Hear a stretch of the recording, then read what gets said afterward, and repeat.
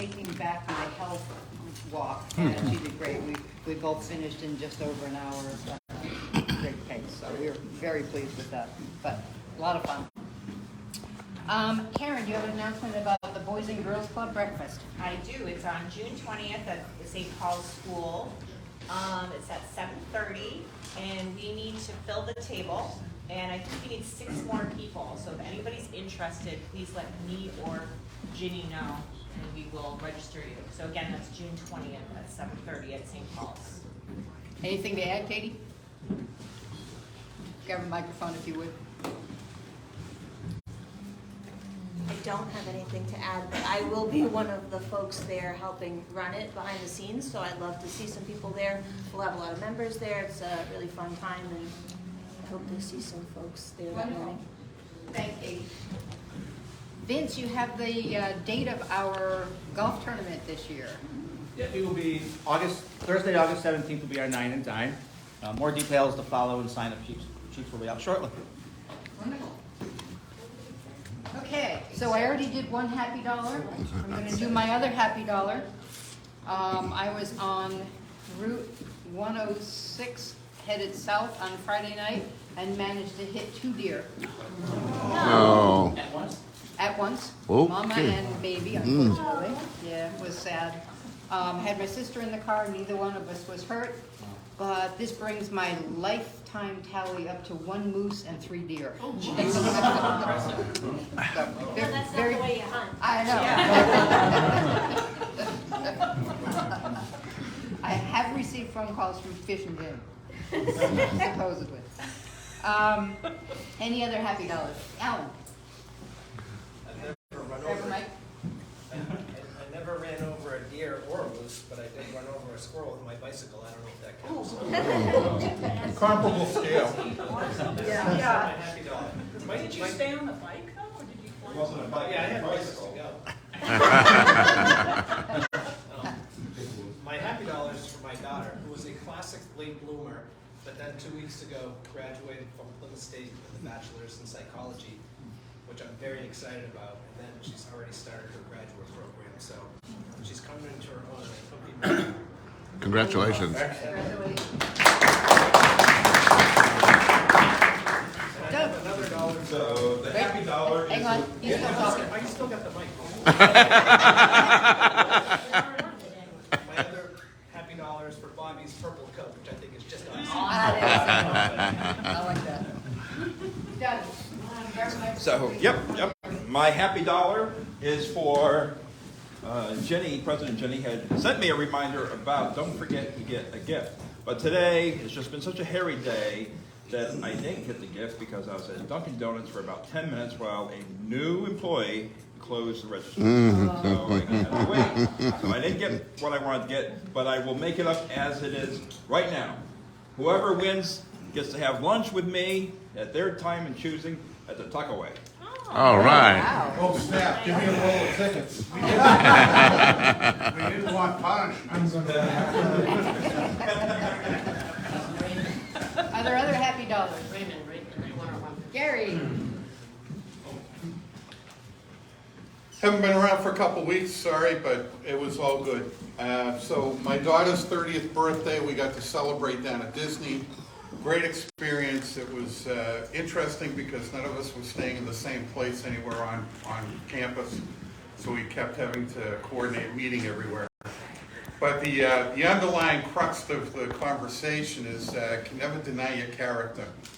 Everywhere we went, characters as they were walking the parade in the afternoon, they were doing the Broadway show for The Lion King over in the Animal Kingdom. Didn't matter where we went. Goofy was visiting with people for breakfast, and people kept turning around and going, and I would say, oh yes, and I'm watching you, and they would go, in the middle. I mean, these are people, they're doing a professional show. There's a guy 12 feet up on stilts, and he's dancing around. He catches me, turns around the next time, points and goes, so you can't deny the character. I was believing it so much, I was expecting to see elves when I got home. It was a fabulous adventure. Mike was able to get down with us for a couple of days. Wayne was brilliant enough to have rented one of the scooters, and I clocked it at 43 miles for the 5 days we were on campus. So that was my taking my health back. Hips are still killing me, the knees are still yelling at me, but it was a great adventure. And even the beast recognized Santa Claus at dinner. Lyman, you have a happy dollar? My happy dollar is I have to follow him. Right, I have two granddaughters who grew up in Centerville. One works for the Thetford School District as a counselor, and the other works for Senator Hassan in Washington. They both went to Taylor Swift on Saturday night. Did you pay for that? And, yes, I did. I sent her a $50 gift for her birthday, and that was it.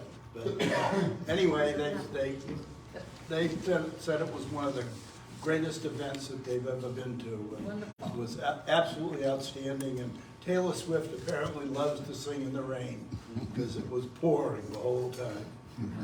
Anyway, great time. Are they selling any of the bottles of rainwater from the concert? I'm hearing they're getting as much as $2.50 a bottle. Can you give me a discount? I'll check that. Okay. Dan, would you join me up here, please? Karen and Peter? Yeah. We are inducting Dan as a new member today. Come on. Dan Granfield, you're about to become the newest member of the Rotary Club of Concord. You have been approved by the responsible committees of the club, by the board, and by the members. And now, together with past and future presidents of the club, we will formally induct you into the Rotary Club of Concord. Welcome to Rotary, Dan, where you will be called by your first name. You are joining over 47 Rotarians in our club and over 1.2 million Rotarians in over 200 countries, all dedicated to building a better world. All are business and professional people united by the ideal of service. Dan, in 1905, Paul Harris, a young lawyer in Chicago, experiencing the loneliness of a newcomer to a big city, wanted to become acquainted with individuals in other businesses and professions. On the evening of February 23rd, 1905, he met with 3 friends to discuss his ideas. From this beginning, they invited others to meet with them and began to rotate the meetings among each other at their respective offices. From this rotation came the name Rotary. Their number soon became too great to meet in each other's offices, and a luncheon club was formed. Dan, Rotary is made up of 3 parts. Local clubs, Rotary International, and the Rotary Foundation. More will be revealed as you grow into your Rotary experience. But for now, know this. Together, we work to make lasting changes in our communities and around the world, and that Rotary opens opportunities. Always keep in mind our overreaching guiding principle and commitment to service above self. And of course, the famous 4-way test of the things we think, say, or do. Is it the truth? Is it fair to all concerned? Will it build goodwill and better friendships? Will it be beneficial to all concerned? You should be sure to connect to My Rotary, which offers a lot of information about Rotary with special pages that provide information and guidance for new members. If you get stuck on the online website, you can just reach out to Liz and she'll be happy to help you. It's insufferable. The most important part of being a Rotarian is participation, which begins with regular attendance, a trait you have already adopted. To appreciate the broad scope of Rotary, you may wish to attend the district assemblies and conferences, and if possible, an international convention. Dan, you soon will hear the words Rotary Fellowship. Fellowship begins with acquaintance, so your first challenge will be to meet as many existing members as possible through attendance at our weekly meetings and remembering their names. Soon you will be a pro. Dan, I have your pin for you.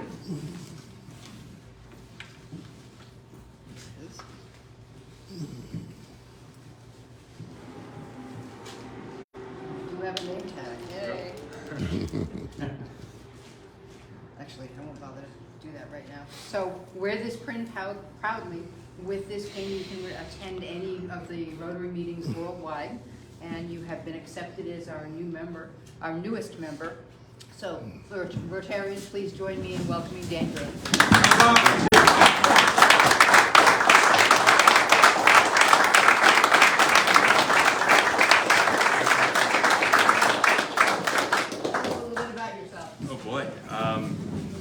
First, thank you all very, very much. I've enjoyed coming here the past couple weeks and getting to know as many of you that I've been able to meet so far. I mentioned this to a couple of you folks, but my fiance and I moved to New Hampshire late last year, and when we moved in together, that was the first time she ever even stepped foot in this state. I've never lived here, so Rotary has kind of run through my blood. I'm originally from West Haven, Connecticut. My dad was involved in the local chapter. His dad was involved, and his dad founded the local chapter. So when I knew that I was moving to New Hampshire, not knowing a single soul, there was only one good way to get to know my new home and get involved in the community, and I knew that was Rotary. So I look forward to getting to know all of you and helping make the world a little bit better of a place. So thank you very much. Thank you.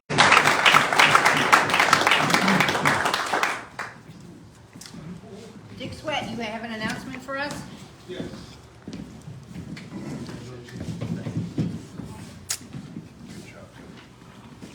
The train museum's coming. First of all, thank you for letting me take just a couple of minutes of your meeting this afternoon, I should say. It's nice to see some friendly faces and meet some new people. I also wanted to say welcome to the folks who are on the Zoom. I am traveling around to different Rotary clubs these few days in hopes of garnering sponsorships for a district grant that I'm putting together for work that I'm doing in Africa. For the last 12 years, I've been in Africa building communities in Africa where there is very little economic activity. I'm working in 4 countries: Sudan, South Sudan. Sudan is on hold at the moment. South Sudan, Malawi, and Nigeria. This coming Saturday, I'm going to be heading to Nigeria, where I'm working with a governor, a newly elected governor in the Niger state. But I'm also working in Malawi with a community that we've provided a ambulance for, a boat ambulance actually, for the maternity ward that is on Chizzy Island on Chihuahua Lake. And unfortunately, right after we gave them the boat, well, maybe fortunately for them, a terrible cyclone came through and has taken the lives of over 500 of their residents, destroyed a lot of their infrastructure. The boat became a very useful tool for getting people around, and I thought you'd be interested. I'm going to leave with you a report on the boat, where it's being used, how it's being used, and what we do is we set these programs up as microloans so that they can pay back that money that Rotary has been very generous in giving them, and that payback will then go into another enterprise. The other enterprise that we're involved in, that is the one that I'm here talking to you about, is the fact that because when we gave them the boat and the cyclone came in and wiped everything out, they have a very difficult time getting food to the people on the island and in the Zomba region around the lake. This business plan asks for $10,000 to set up a grocery operation that can bring food in from outside. They can purchase it using a low-interest loan that we're charging them, that they will pay back, but more importantly, that they will ultimately be able to invest further in other activities in the area. And this is something that we're trying to raise $10,000. Bo has supported the program, so I have 1,000 from Bo. Manchester, I saw yesterday, they've been generous enough to give 1,000 towards that. I need 3 more thousand, or any number of clubs willing to give up to 1,000, so that we can get matched money from the district, because a district grant allows you to get $1,000 that your club commits, and then 1,000 will be matched from the district. And if we end up with $10,000, then we can establish this operation, and the profits that they make will go towards the maternity clinic, which I think there are some pictures of in the other brochure. But the idea is to build a relationship. We're working with a Rotaract club in the Zomba district. All of that is detailed in these documents. And I would be very grateful if the Concord Rotary Club would consider looking at and supporting this in whatever way, fashion, or means that you can. I will be, as I said, for the next 5 days, starting Saturday, in Nigeria. When I come back, I will talk with Ginny, and I believe the next president will be the one that signs the 2-page form that goes with this, because it's going to be your presidency that this project will go forward in. And I'm just grateful for the opportunity to gain your support, and I hope you'll give it. And thank you very much. Yes, sir. Before you step back, for our Zoom audience and also mine, could you please let us know how to reach you, or the name of your organization or website? Or I have business cards that I'm leaving with these documents, so I'll give you a business card. And if you go online to climateprosperitysolutions.com, that's my website that talks about the big projects that we're doing. These are massive projects in the 4 countries that I just was telling you about. But this small one is an immediate need because of the cyclone that did so much damage recently. Thank you so much. Thank you. Thank you. Excellent. Yeah, and I'll follow up with an email. Okay, thank you. Yes, thank you very much. Now we're going to turn our program over to Doug Bowman, who is going to introduce our speakers.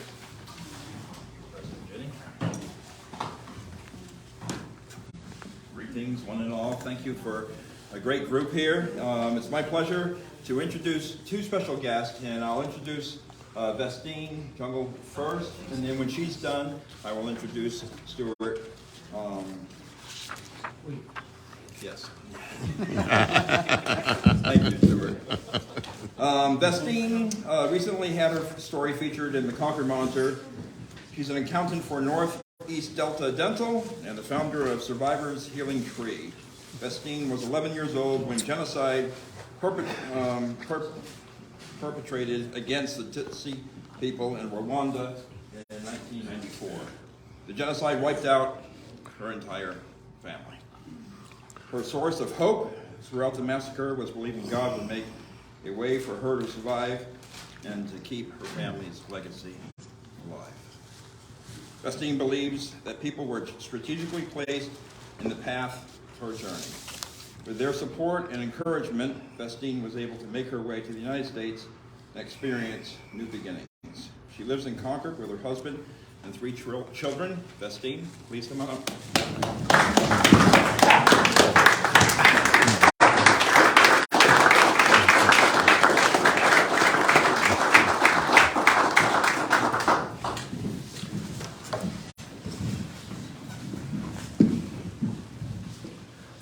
Thank you, Doug, for the nice introduction. Recently, my daughter asked me what I use when I was little to clean my teeth.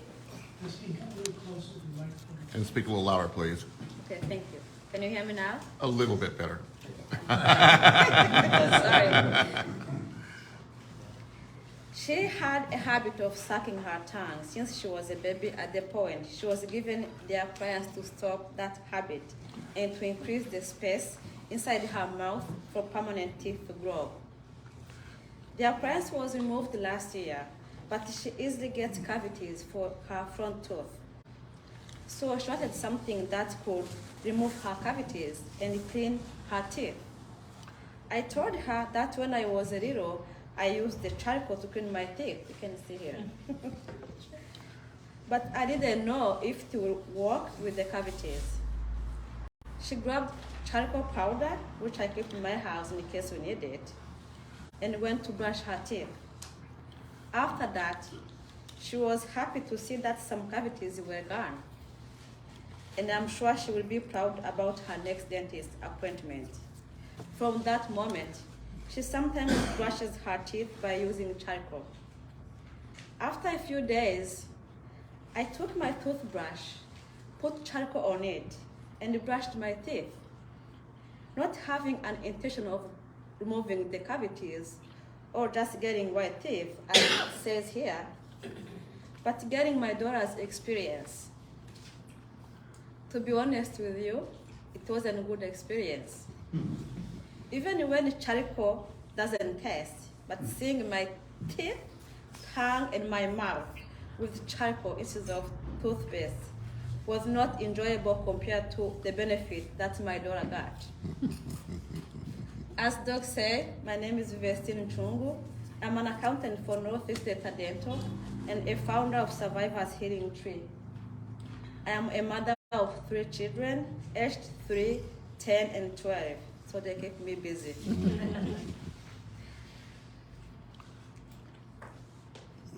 Listening to my story and even my life experience is not fun, but I like to share in any way.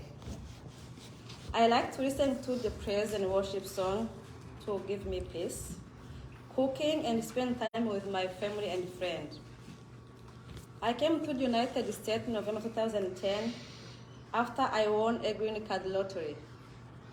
This program allows the winners to come as permanent residents, and they can apply for citizenship after 5 years, which I did, and I got mine in 2016. I was asked to share my life journey with you. It is not easy to summarize my life in a few minutes that I have. Not because I have a lot of life experience than some of you. I'm 4 years old. For those who are older than me, you can agree that I still have lots of to learn, right? But sharing my story is both healing and inspiring. I'm originally from a tiny country in the middle of Africa, and it's about the size of the state of Maryland. Rwanda has 26,000 square kilometers, which is about 10,000 square miles. It is a beautiful country with the nickname Land of Thousand Hills because of the mountains. One of its highly elevated is Mount Karisimbi, that has about 15,000 feet. I was born into a family of 9 people, father, mother, and 7 children, and I was the 3rd child. However, the chance to experience life growing up in the big family was cut short. Within 100 days, from April to July 1994, when more than 1 million Tutsi, including my entire family, were killed by their leaders, neighbors, and even family members, who called themselves Interahamwe, which means those who attack together, and Impuzamugambi, those who have the same goal. At the age of 11, I was left alone, like a branch that was cut off a tree and left alone, to survive the horrific act of the Rwanda genocide. I had no parents, siblings, or grandparents. Sometimes I ask myself what to call someone who lost the entire family. I couldn't find a word to describe it. Can you? I couldn't count how many nights I slept in the bushes. So, to me, sleeping in the house, I don't take it for granted. When I look back, I thank God for His protection and keeping me alive to this moment. My family's journey was over, but mine started to represent and keep my family's legacy alive. While dealing with the trauma that I experienced, I continued my studies.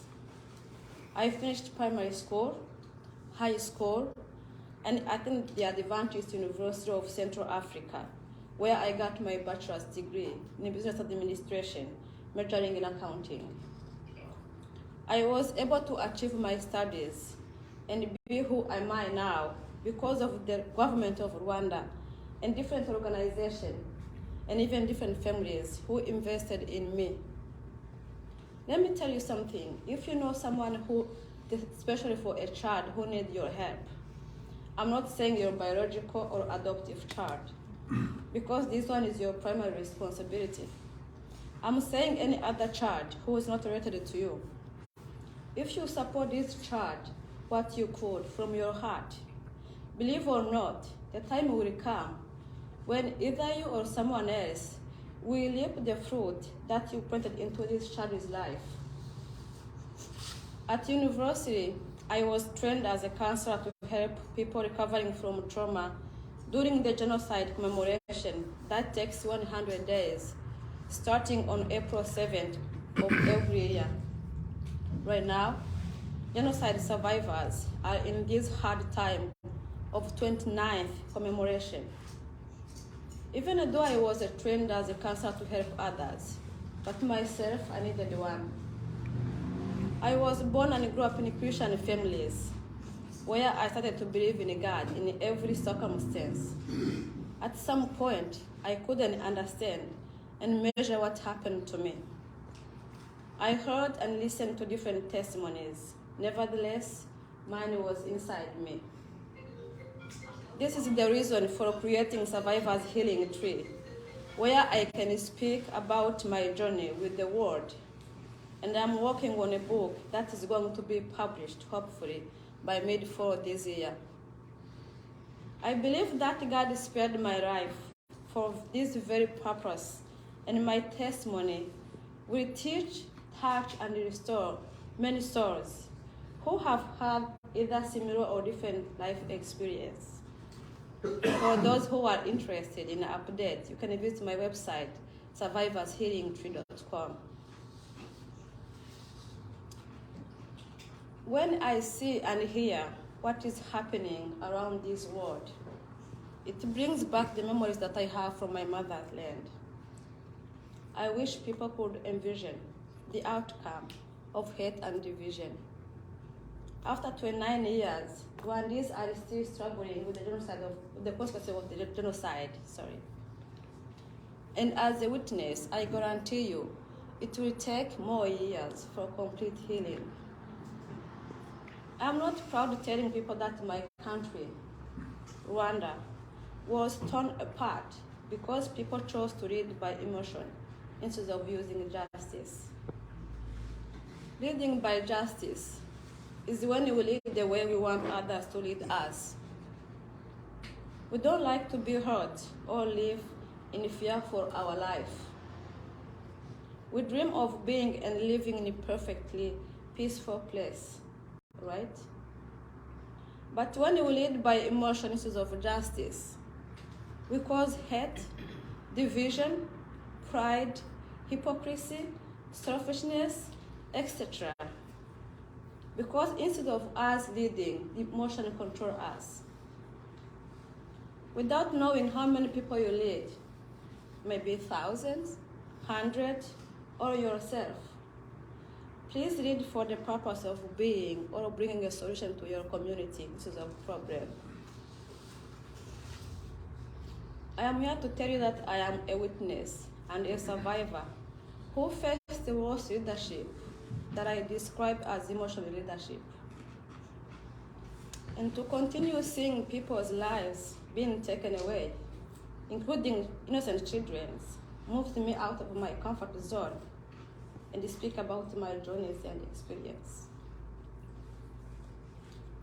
So back to my daughter's story. Brushing teeth with the charcoal is not fun, but being determined to improve the situation of her teeth day by day helps the health of her teeth and even reduce the time and money we spend at dentist visit. I am sure she will be happy to hear the comment of her dentist next time she goes there.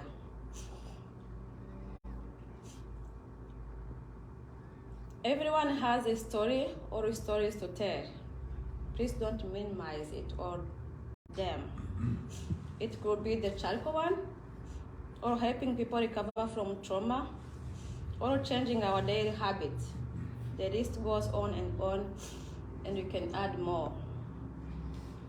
But we never know how much impact our stories plays on people's lives until we get out of our comfort zone and share them. Do you think I enjoy talking about my life? Of course not. First, I feel kind of nervous standing in front of people. Second, I don't like to talk about my life. Third, I'm still working on my English, as you can see. However, I need to remind myself that what I went through could lift or comfort someone else who finds himself or herself in an unimaginable and uncontrollable situation. So whether I like it or not, I must do it. According to my 4 decades journey, I want to encourage you.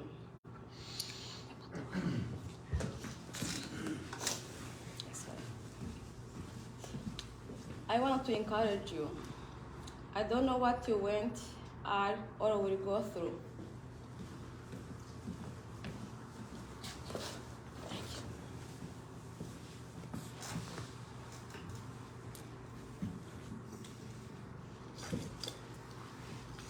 If you have never experienced any down moment, I could say you are unique, and please tell us your secret. But today I have a message for you that tough times will come. However, don't be discouraged. Keep faith and have courage. On one side, the circumstances are there to harm and stop us from our destiny.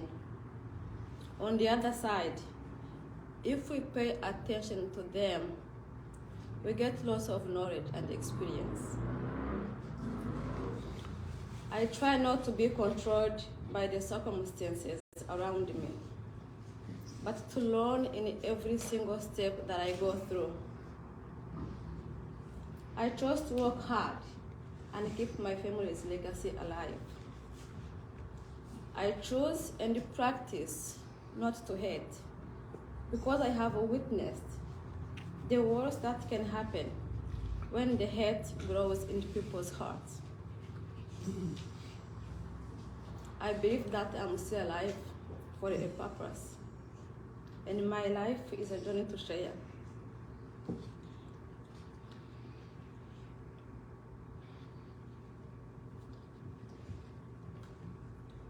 It has bumps, valleys, and mountains.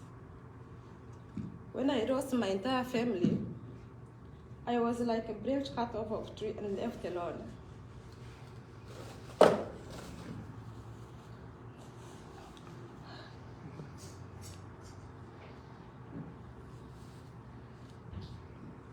But I didn't lose hope. And now I have spotted a strong new shoot. Thank you for your time, and I always will share the part of my life with you. Thank you so much.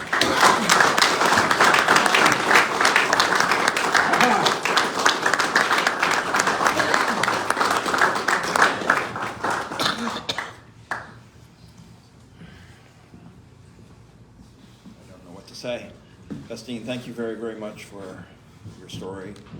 And you have an extended family with this Rotary Club. You're welcome here anytime. And now it's my duty to introduce Stuart Sinclair Weeks, the adopted grandfather for Vestine. And Stuart has directed his creative energies into the cultural sector as founder of the Center of American Studies in Concord, Mass. And in New Hampshire, around the world, in this capacity, he has hosted programs for a wide range of audiences, including over 500 international leaders from 68 countries. Stuart Sinclair Weeks' forebears have served in state or national office for the last 10 generations. His great-grandfather, John Wingate Weeks, was the author of the Weeks Act, a United States Senator and Secretary of War in the cabinets of Harding and Coolidge.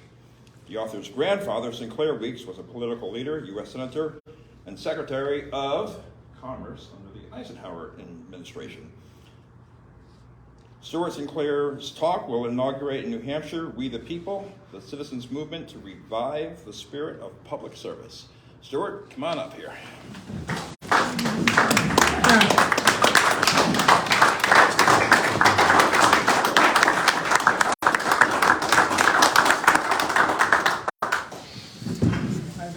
Vestine to be beside me because what I have to share was inspired by her in a very moving way. And thank you for Rotary being Rotary, because I know I've been involved, my father was involved, my grandfather was involved in the beginning. I know what Rotary does. And there are many people like Vestine and Andrew who are darker of skin and don't always feel at home in this country. And I keep saying, go to Rotary. Go to Rotary. Because these are people of goodwill. And so, I want to add a little bit to what was said, and I'll be brief. Got my glasses. Who knows why we're born into families we're born into? Mine goes back to pretty much the beginning. But I feel that the holy flame of the heart is kept alive, even more so by those who are comfortable and established, by the refugees and immigrants who come to this country from dire circumstances, and although our country is imperfect, who see the value. I think it's the Vestines and the Andrews and many of our brothers and sisters of all colors, and also those of many white races from Ireland and Italy and so on, who struggle to keep alive this holy flame of the heart more than established families like this one I found myself into. What I have to share this morning briefly, I want to start with an apology, because it's something quite new and novel, and things that are new and novel can be a bit disconcerting. So I say that sincerely. That is, I'm going to speak about we the people, the citizens' movement to revive the spirit of public service. As in, the party's over, and the citizens' movement has begun, as in power back to the people. And Vestine played an important role in inspiring this in a way that she may not fully realize, so I'm grateful that she's here beside me. And that is, I was asked to run a gubernatorial campaign in New Hampshire a number of years ago. And I said to the candidate, well, let's see. I said, I have two things I would ask of you if I do so. So let's see if it makes sense. Number one is that you must go to the people. Because if you don't go to the people and win, you've really lost. And if you do go to the people, you can't lose. He had the ears to hear. The second thing I said is, when you speak, I encourage you not to say, give me your time, give me your money, give me your energy, give me your hopes, and if I'm elected, I'll do A, B, and C, and if not, see you later, folks, I'm out of here. But do it. Walk the talk. Serve. Without expectations, without hoopla, just serve. Assume the mantle of the office you feel called towards, the constitutional office, and just serve.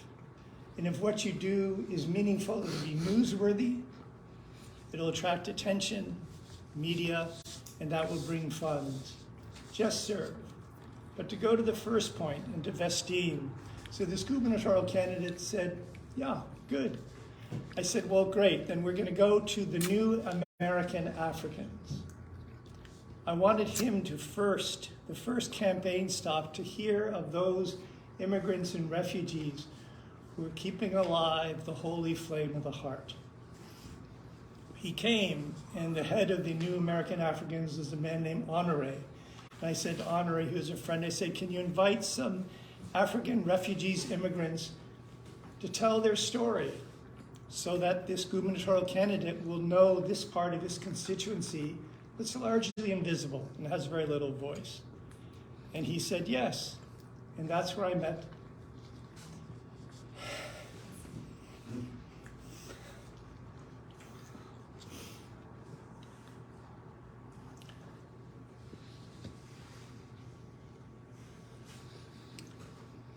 His story that you've got a glimpse of, and that I've had the honor to live with for a number of years now. Now the irony is Vestine was glad for Doug to introduce her, because when I introduce her, she ends up with tears. She ended up with tears with Doug's introduction. Now I have the tears. So who knows the ways of the world. But Vestine told her story, and at one point she had to pause as the tears rose. I didn't know her. I'd known her for 10 or 15 minutes, but I was moved to say, she spoke about the losses. And I was moved to say, Vestine, in English or American, when someone dies, we say we've lost them. But we can find them again, I believe. We can find them again, and I pointed up. And Vestine took a deep breath, and something shifted in her, and she went on to tell her story. 5 minutes later, another pause. Imagine losing every sibling, mother, father, grandparents. And this time I was moved to say something else, to help her with the pause. And I said that, I looked her straight in the eyes and I spoke slowly in this language. I said, Vestine, suffering can be a great thing, can it not? If we know what we're suffering for. If we know why we're bearing the cross. Vestine took a deep breath. Something shifted, and she was able to go on. You've heard her magnificent talk, full of not just forces of the heart of the great heartland, but deep insight and wisdom as she's been guided. This is part of the citizens' movement, because I'm stepping forward as nothing more than a standard bearer, as in the flag, and placeholder on behalf of we the people, with people like Vestine beside me, for constitutional president of the United States for America. Nothing more than a standard bearer or placeholder, which means I don't have any expectations. My family's done that. My task is another one. That is to hold a space for the voices of the people, for the voices of Vestine. And I would hope that if you could hear what she said, and then I'm going to conclude, that you would think of Rotaries you know, because she needs a little encouragement to tell this difficult story. So if you know other Rotaries, and pass the word around, we'll work on her diction, because it's not about me in this instance, it's about Vestine and Andrew, and really all of us. So I'm going to end with the following, and I'll be lingering afterwards, because I really would welcome the feedback from everybody here, since it's a citizens movement to revive the spirit of public service. I'm going to end with 5 exchanges, conversations I had with Tulsi Gabbard, Dennis Kucinich, Robert F. Kennedy, Donald Trump, and President Biden. And they each speak to how I'm trying to hold a space where the voices of the people can be heard. And then afterwards, we can go into this for those who can linger. So the first one, I got to know Tulsi Gabbard fairly well when she ran for president. We had a fair number of conversations. And at the last time, she was in the National Library. And I had enough conversations with her that I wasn't going to take her time. But when the question and answer period came, no one went up to the microphone, so I went up. And to Tulsi's credit, she was like 2 feet in front of me. And I looked her in the eyes and said, Tulsi, I want to bring you words from your sister, Catherine Drinker Bowen. In her book, The Miracle of Philadelphia, she said, if we, the people, should ever become an entity, a corporate being, a fellowship, imagine what power that incorporation may one day represent. I said, Tulsi, governors govern, representatives represent, presidents preside. That's what Washington did as the president of the Constitutional Congress, Constitutional Convention for 5 months. He presided. He was quiet. He listened. With a dove perched on his shoulder, he listened to the people. He listened. And I said, Tulsi, if there's any candidate that time around who I think can hear that, it's you. And I looked her right in the eyes, and I said abruptly, listen to the people, and then I left. She nodded, she got it. And an applause awoke in the auditorium. It wasn't about me at all. It was about those words, listen to the people. The second one was with Dennis Kucinich. We had breakfast in 2000 after he spoke to the nation about his campaign. Since he was in the second tier, he wasn't allowed the courtesy that the Bill Bradleys and John Kerrys were granted. When his turn came, the moderator, I think it was Ted Koppel, said, Congressman Kucinich, we hear that you bankrupted the city of Cleveland as a boy mayor. Well, how do you start here? You have 4 minutes to make your pitch and you have to deal with this curveball. So Dennis did it in Kucinich fashion, with power, with speed, with force. Next morning at breakfast, I said, Dennis, imagine if you'd responded the following way. Why do you say that, Ted? Pause. Do you know the facts? Pause. Are you interested in the truth? Pause. I said, Dennis, I think if you'd responded that way, everybody listening on television would have shifted in their seats because they would have known something. They would have known not whether you bankrupted the city of Cleveland or not, but you know how to speak to power. God bless it. To end, the last exchange with Donald Trump. I'm not partisan. I look for the individual. I was invited to a small gathering in Manchester. Afterwards, I went up to him. I said, Donald, what would be the toughest thing for you to do if you were elected president? He said, to let people go. I found myself putting my hand in his heart, and I said, Donald, you have a good heart. He said, I have a good heart. Later, I said to him, but enough of this greatness. Let's make America great again. Let's just be good. Let's just be good. America's great because America is good. And if America ever ceases to be good, she'll cease to be great. Ending up, Robert F. Kennedy, I've been telling him, instead of saying, when I'm elected president, we hear that all the time, this nonsense. You have a crystal ball? You want to second guess the good Lord? How about God willing and the people willing when I'm elected president? Not when I'm elected president. God willing and the people willing. And lastly, I said to President Biden at the journalist luncheon, Noah Trevor from South Africa really took him to the coals. And Biden had a humor. He could laugh at himself. He could laugh at himself. And I said, I honor that in you.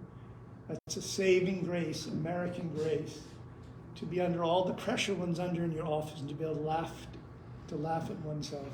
So friends, thank you. This is sort of an historic moment. We'll see what happens with the citizens movement in the year and years to come. Maybe your grandchildren will be speaking about it. Who knows? But I'm very grateful I can be here. I thank you very much. I thank you for welcoming my granddaughter, and blessings on all. We'll linger afterwards.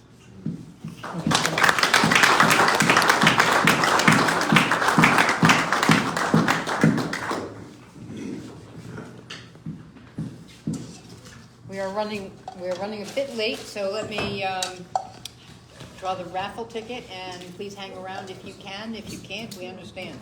Andrew, would you draw a winning ticket for us, please? Of course.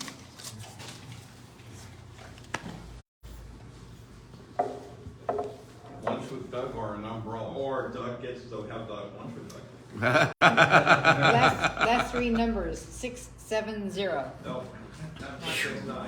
So who came in after me? So seriously, who came in, bought a ticket, and doesn't have their ticket because the matching number is right here? I can't find my ticket. Okay. You have lunch with Doug. All right. Ask for a better date. We are adjourned. Thank you.